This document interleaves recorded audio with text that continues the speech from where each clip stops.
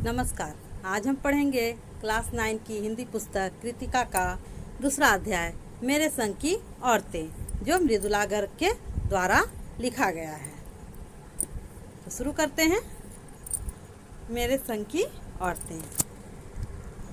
मेरी एक नानी थी, जाहिर है, पर मैंने उन्हें कभी देखा नहीं।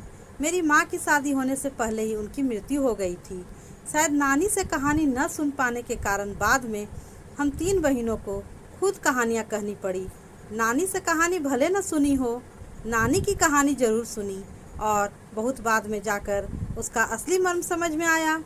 पहले इतना ही जाना कि मेरी नानी पारंपरिक अनपढ़ पर्दानसी औरत थी, जिनके पति शादी के तुरंत बाद उन्हें छोड़कर बैरिस्ट्री पढ़ने विलायत चले गए थे। कैम्ब्रिज विश्वविद्यालय से डिग्री लेकर जब वे लौटे और विलायती रीति रिवाज के संग जिंदगी बसर करने लगे, तो नानी के अपने रहन सहन पर उसका कोई असर नहीं पड़ा। न उन्होंने अपनी किसी इच्छा आकांक्षा या पसंद नापसंद का इजहार पति पर कभी किया। पर जब कम उम्र में नानी ने खुद को मौत के करीब पाया, तो 15 वर्षीय इकलौती बेटी मेरी माँ की शादी की फिक्र ने इतना डराया कि वे एकदम मुंहजोर हो उठी। नाना से उन्होंने कहा कि वे पर्दे का लिहाज छोड़कर उनके दोस्त स्वतंत्रता सेनानी प्यारेलाल शर्मा से मिलना चाहती है। सब दंग हैरान रह गए। जिस पर्दानसी औरत ने पराये मर्द से क्या, खुद अपने मर्द से मुंह खोलकर बात नहीं की थी, आखिरी वक्त में अजनबी से क्या कहना चाह सकती है। पर नाना ने वक्त की कमी और मौके की नजाकत की लाज रखी। सवाल जवाब में वक्त बर्बाद करने के बजाय फौरन जाकर दोस्त को लिवा लाए और बीबी के हुजूर में पेश कर दिया। अब जो नानी ने कहा वह और भी हैरत अंगेज था। उन्होंने कहा, वचन दीजिए कि मेरी लड़की के लिए वर आप तय करेंगे।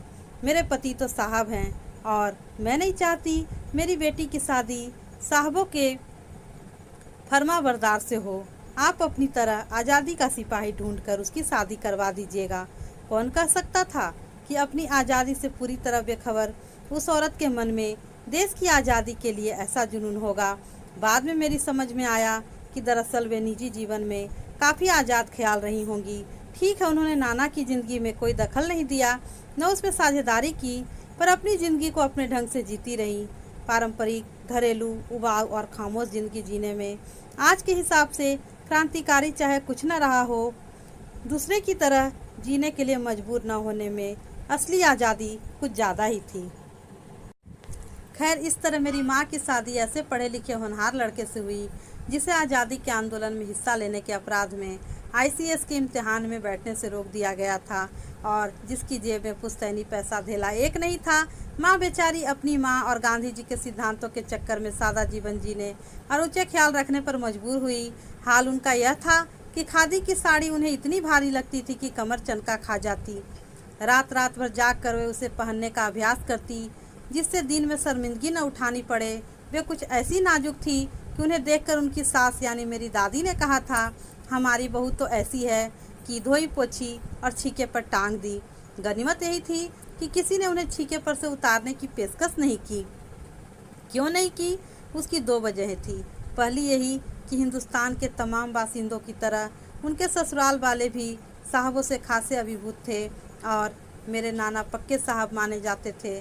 बस जात से वे हिंदुस्तानी थे, बाकी चेहरे मोहरे, रंग ढंग, पढ़ाई लिखाई सब में अंग्रेज थे। मज़े की बात यह थी कि हमारे देश में आज़ादी की जंग लड़ने वाले ही अंग्रेज़ों के सबसे बड़े प्रशंसक थे। गांधी, नेहरू हो या मेरे पिताजी के घर वाले, भले लड़का आज़ादी की लड़ाई लड़ते, जेब खाली और शोहरत सिर करता रहे, दबदबा उसके साहबी ससुर का ही था। एक आन बान शान वाले साहब ने उनके सिर फिरे लड़के को अपनी नाजुक जान लड़की सौंपी। उससे रोमांचक क्या कोई परिकथा होती? नानी की सनक भरी आखिरी ख्वाहिश और नाना की रजामंदी वे रोमांचक उपकथाएं थी जो कहानी के तिलिस्म को और गाढ़ा बना चुकी थी। दूसरी वजह माँ की अपनी शख्सियत थी।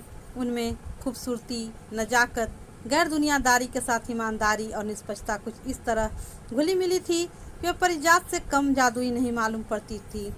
उनसे ठोस काम करवाने की कोई सोच भी नहीं सकता था। हाँ, हर ठोस और हवाई काम के लिए उनकी जवानी राय जरूर मांगी जाती थी और पत्थर की लकीर की तरह निभाई भी जाती थी। मैंने अपनी दादी को कई बार कहते सुना था हम हाथी पे हल ना जुतवाया करते, हम पे बैल है।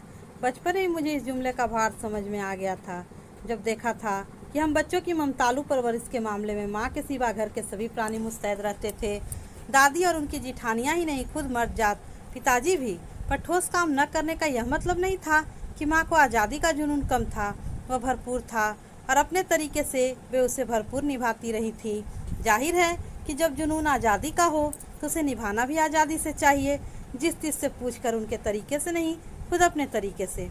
हमने अपनी माँ को कभी भारतीय माँ जैसा नहीं पाया। न उन्होंने कभी हमें लाड किया, न हमारे लिए खाना पकाया और न अच्छी पत्नी बहू होने की सीख दी। कुछ अपनी बीमारी के चलते भी वे घर बार नहीं संभाल पाती थी, पर उसमें ज़्यादा हाथ उनकी अरुचि का था।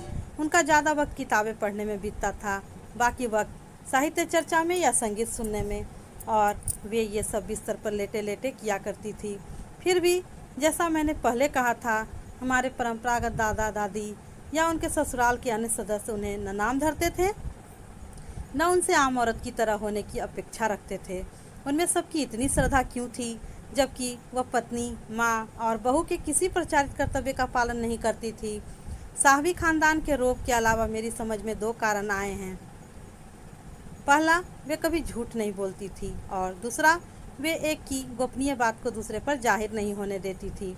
पहले के कारण उन्हें घर वालों का आदर मिला हुआ था, और दूसरे के कारण बाहर वालों की दोस्ती। दोस्त वे हमारी भी थी। माँ की भूमिका हमारे पिता बखूबी निभा देते थे।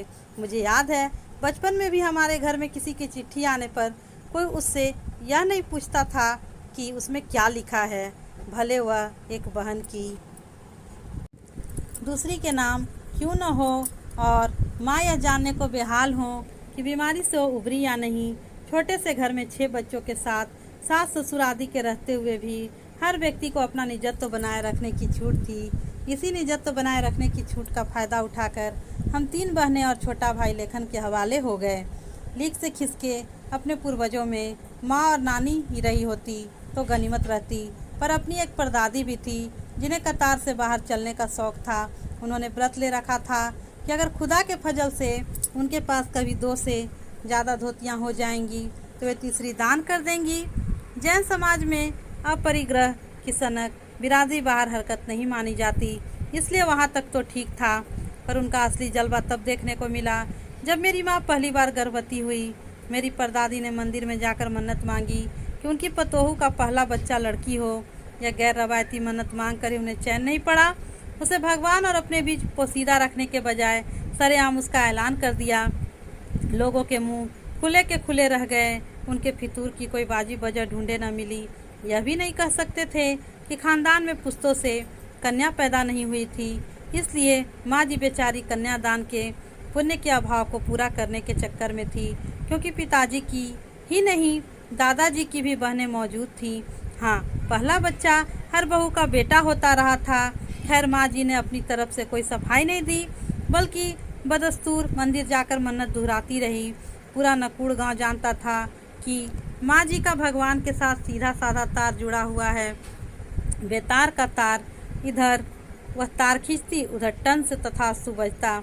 मेरी दादी तो पहली मर्तबा में ही तैयार हो गई थी कि गोद में खेलेगी तो पोती, पर माँ जी की आरजू किस कदर रंग लाएगी उसका उन्हें गुमान न रहा होगा। लड़की की गैर वाजिब जुसून भगवान कुछ ऐसी अफरा तफरी में आ गए कि 1 न 2 पूरी 5 कन्याएं एक के बाद एक धरती पर उतार दी। भगवान को क्या कहें, माँ जी के सामने तो नामी चोर भी अफरा तफरी में आ जाते थे। माँ जी और नामी चोर का किस्सा होश संभालने के बाद मैंने कई बार सुना था। चोर के दीदार की खुशनसीबी भी हाथ आई थी।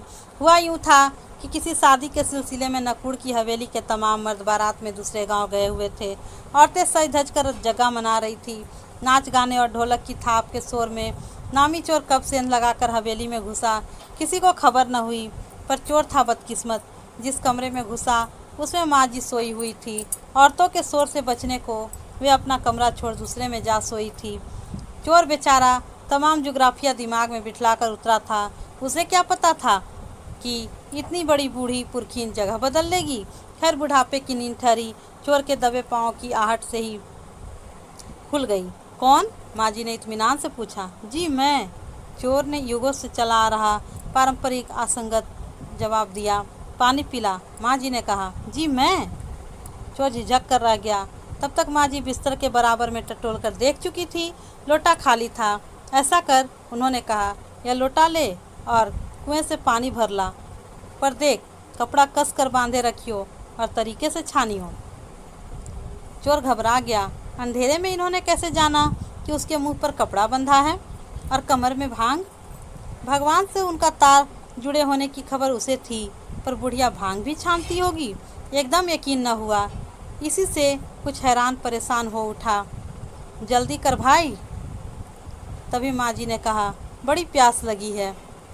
पर मैं तो चोर हूँ। मारे घबराहट और धर्म संकट के चोर सच कह गया। हुआ करे, माँ जी ने कहा, प्यासे को पानी तो पिला, पर देख मेरा धर्म न बिगाड़ियो। लोटे के मुंह से कपड़ा न हटाइयो, हाथ रगड़ कर धो लीजो और पानी कपड़े से छान कर भरियो। अब चोर के हाथ का पी लोगी? कहा ना रगड़ कर धो लीजो। सब नाच गाने में लगे हैं। तेरे और भगवान के सिवा कौन धरा है जो पिलाएगा? भगवान वहीं कहीं उसके बराबर में धरे हैं। सुनकर चोर कुछ ऐसा अकबकाया कि लोटा उठाकर चल दिया। पूरी एहतियात के साथ पानी भरकर लौटा तो पहरेदार ने धर दबोचा कुएं पर देख लिया गया था। तब माँ जी ने लोटे का आधा पानी खुद पीकर बाकी चोर को पिला दिया और कहा, एक लोटे से पानी पीकर हम माँ बेटे हुए। अब बेटा चाहे तू चोरी कर चाहे खेती। बेटा बेचारा किस लायक रह गया होगा। सो रोमांचक धंधा छोड़ खेती से लगा। सालों साल लगा रहा। जब मैंने उसे देखा तो बड़ा भला मानुस बूढ़ा लगा मुझे, डरा डरा हैरान सा। अब खानदानी विरासत कहिए या जीवाणुओं का प्रकोप, उन दो सन की बूढ़ियों के बीच मैं अच्छी फंसी। एक तरफ माँ जी के चलते अपने लड़की होने पर कोई हीन भावना मन में नहीं उपजी, दूसरी तरफ नानी के चलते देश की आज़ादी को लेकर नाहक रोमानी ही रही।